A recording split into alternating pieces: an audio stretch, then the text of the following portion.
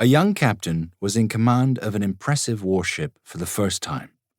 One night, the sea was churning and the ship was shrouded in heavy fog. The captain received a signal from the bridge. A strange light was approaching directly at high speed. The fearless captain didn't have to think for more than a second. He gave the order to transmit a message. "You're on a collision course. Change your course 20 degrees to the south immediately." The reply made the captain furious. He was given a counter order. "Change your course 20 degrees to the north immediately." A few messages went back and forth in this fashion, with the captain demanding that the other party change its course, and the counter-command coming back the same every time. Finally, in desperation, the captain signaled, "I warn you, this is a battleship. We will shoot you." The answer was quick.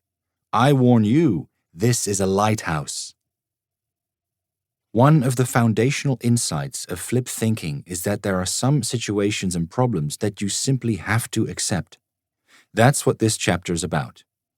You might find this the odd chapter out in the book. After all, isn't flip thinking about change? Why would we spend time on things that we can't influence? Unfortunately, in practice, we invest a great deal of energy in trying to change things that can't be changed. Like Don Quixote, we often try to make reality suit our wishes. And as long as we try to do that, as long as we focus our efforts on changing the unchangeable, we leave the things that we actually could change just as they are. Therefore, paradoxically, resistance often maintains the status quo, while acceptance itself can lead to change. In the words of provocative psychologist Jeffrey Weinberg, acceptance is the highest form of change. So let's start at the beginning, acceptance. What's the first thing you think of when it comes to things that you can't change? Maybe the weather. When it's raining, there's nothing you can do to stop it. Or perhaps death. It's inevitable. We just have to accept it. We're all born and we all die. It's as simple as that. What about our moods? Can we change them? Can we say to ourselves, "Be happy," and just make ourselves happy? The answer is obviously yes and no. We can consciously influence our moods, but not completely control them. What about a relationship or a company's culture? How do we know what we can change and what we can't?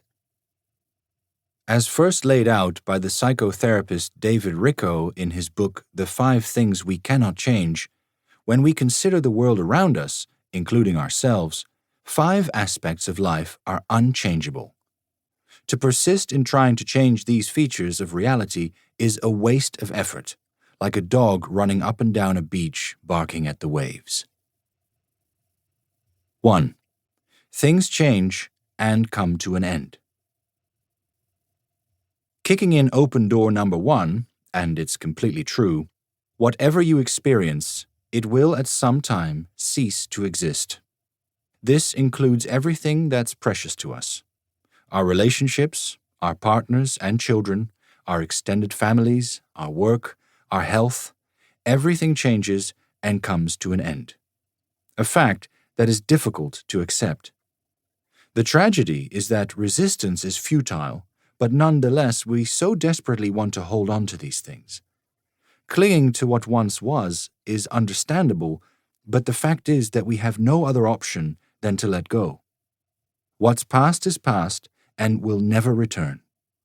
In the words of Eckhart Tolle, author of The Power of Now, nothing has happened in the past, it happened in the now.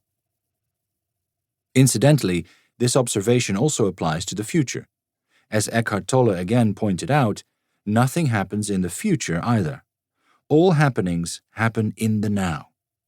Flip thinking begins with the acceptance of the constant changeability of the here and now.